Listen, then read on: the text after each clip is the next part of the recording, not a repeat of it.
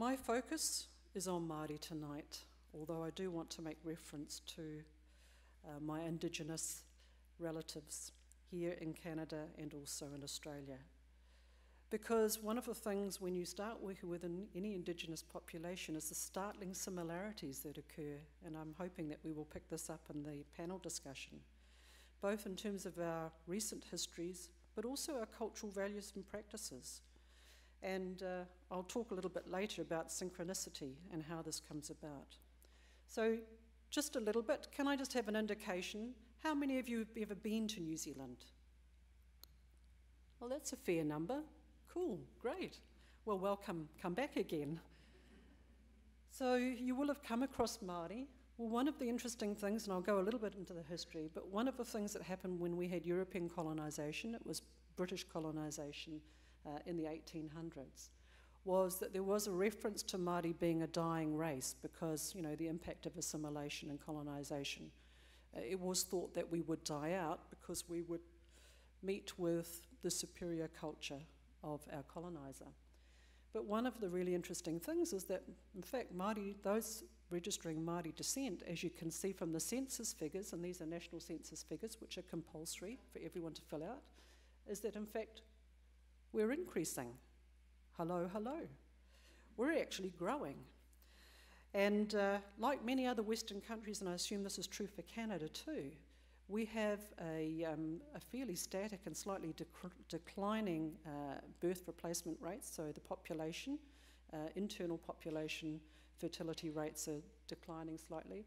Māori have a slightly higher population fertility rate and slightly higher birth rate, so a more youthful population than the general New Zealand population. And Pacific Islander, who are also Polynesian in descent, have an even higher fertility rate. So there is a phenomenon which the demographers refer to as the browning of New Zealand taking place. A lot of people tend to say that with a degree of consternation. We say it with a degree of pride and happiness. One of the issues, though, is to make sure that, in fact, that browning population are well prepared to take their place, both as leaders of the next generation. And that's the big challenge, because, of course, we're not being well prepared. So, Māori are the Indigenous population in Aotearoa, New Zealand, but we originated from East Polynesia over 1,500 years ago, approximately. Rangi Aotea is the place that we refer to, which is currently called Raiatea. If any of you have been to Tahiti, you will probably recognise that. And we used it as a dispersal point to spread north to Hawaii. Now, some of you will know Hawaii. And also east to Rapa Nui, or the East Islands, and then to the west, down to the Cook Islands, or Society Islands, and then even further south, down to Aotearoa, New Zealand. So British colonisation, as I said, began in about the 1840s, and mainly initially with European sailors and whalers, and they were a bit of a rowdy lot.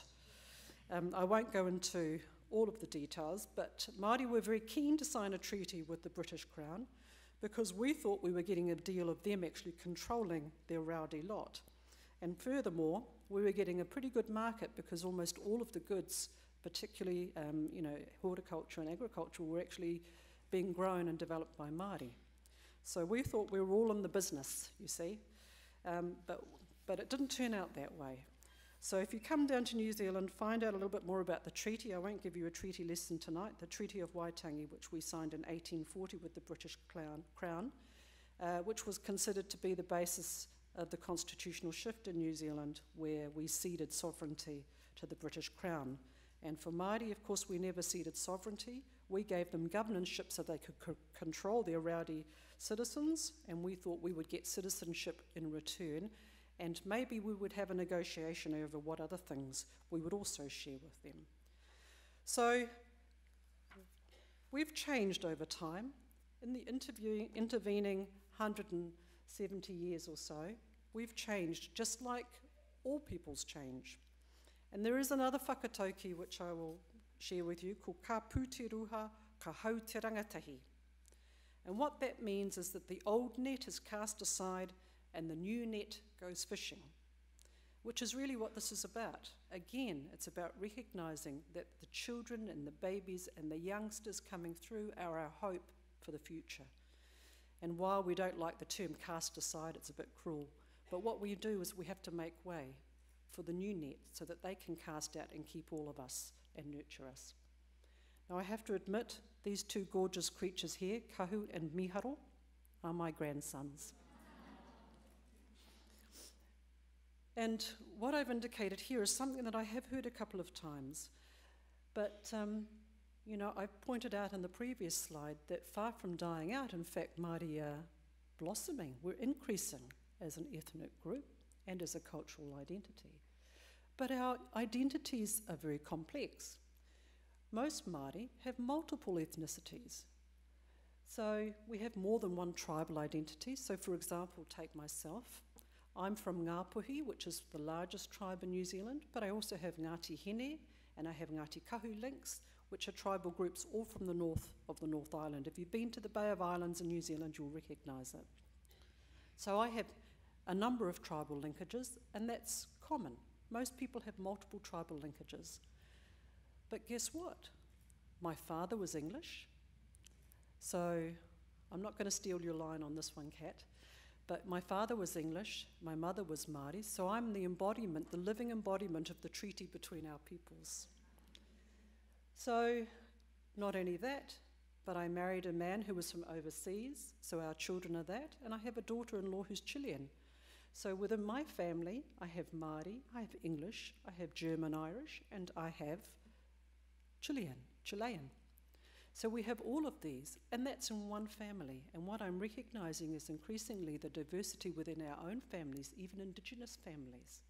Not just inter- and multi-tribalism, but also inter from other cultural groups who are coming and who are part of us. So my strong encouragement to my grandchildren is grow up speaking not just our language, te reo, and obviously English, which is the dominant language of New Zealand, but be proud and speak your language in Spanish so that they can be trilingual at least, and hopefully even more lingual.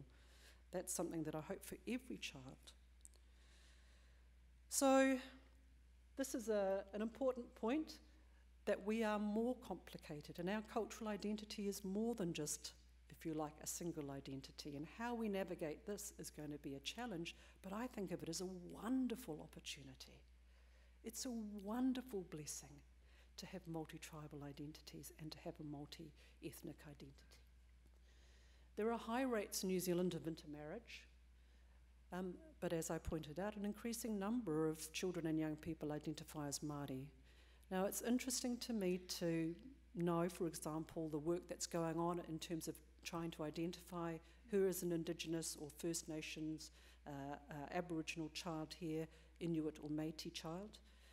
In New Zealand, we have grappled with this idea about cultural identity and ethnic identity for quite a long time. It is self-definition, although you must have at least one ancestor that you can basically link yourself to in order to prove lineage. So a lot of the increase, we think, is due to the more positive view of being prepared to identify yourself as Māori. And you will note that even my grandchildren, well, you may not be able to see, but they have the most gorgeous blue and green eyes. Well, you know, some children speak fluent te reo, they stand up, they're fair. Some are as dark as coal. There is a huge diversity, and they are all part of the rich blessing of our family. So we can't just tell by looking at people. We have to understand, if you like, how they identify and the significance of the cultural identity to them.